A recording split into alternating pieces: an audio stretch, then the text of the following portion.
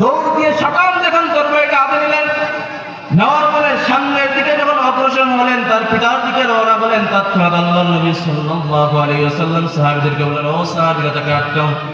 আল্লাহকে যখন আটকানো হলো, তানহা ডাক দিয়ে বলে, ইয়া রাসূলুল্লাহ, ইয়া হাবিবাল্লাহ, আমাকে কেন আটকানো হলো? আমাকে ছেড়ে দিন, আমি আমার বাবার গর্দান এনে আপনার হাতে দিতে চাই।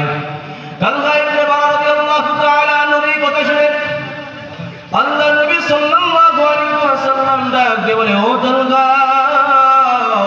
আমি নবীকে তো আল্লাহ পাক রব্বুল আলামিন কোন পিতার সাথে সন্তানের ঝগড়া এই জন্য পাঠায় নাই, বরঞ্চ মীমাংসা করার জন্য আমাকে আল্লাহ পাক রব্বুল আলামিন পাঠিয়েছেন। কথা বলেন ঠিক কিনা? মুসলমান বন্ধুরা, আল্লাহর নবী সাল্লাল্লাহু আলাইহি ওয়াসাল্লাম কেমন আদর্শ নবী ছিলেন?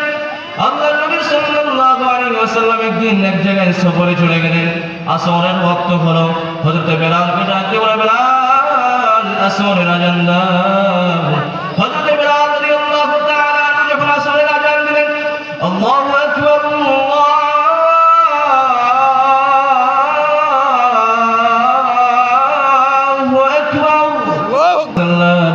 বেলালকে বললেন, ওই যে মুশরিকদের ছেলেরা যারা আযানকে ব্যঙ্গ করলো, তাদেরকে আমার কাছে নিয়ে আসো।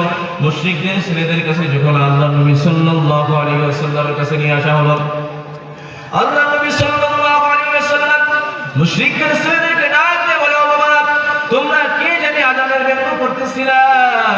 এবার মুশরিকদের ছেলেরা এক বাক্যে আওয়াজ দিল, আমরা কেউ করি নাই, কিন্তু ওই যে আবু মাহজুরা নামে যেই বালক, সেই বালক আযানের ব্যঙ্গ করতেছিল। আল্লাহর নবী সাল্লাল্লাহু আলাইহি ওয়াসাল্লাম আবু মাহজুরা রাদিয়াল্লাহু তাআলা আনহুকে রেখে দিয়ে বাকি সব সাহাবীদের, বাকি সব মুশরিকদের ছেলেদেরকে বললেন, তোমরা চলে যাও। আল্লাহর নবী সাল্লাল্লাহু আলাইহি ওয়াসাল্লাম আবু মাহজুরাকে ডাক দিয়ে বলে, ও আবু মাহজুরা, একটু আযান শোনাও তো দেখি। আবু মাহজুরা ডাক দিয়ে বলে, ইয়া রাসূলুল্লাহ, ইয়া হাবিবাল্লাহ, আমি তো আযান পারি না, আযান কিভাবে জানি না। বেলাল যখন আযান দিচ্ছে, আযান শুনে শুনে আমরা ব্যঙ্গ রিপিট করতেছিলাম।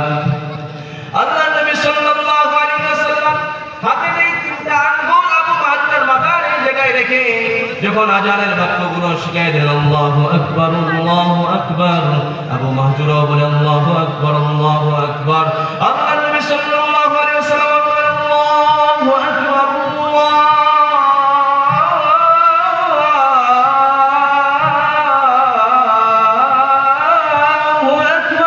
আল্লাহু আকবার। আবার সেই আযান দিলেন। আল্লাহর নবী সাল্লাল্লাহু আলাইহি ওয়াসাল্লাম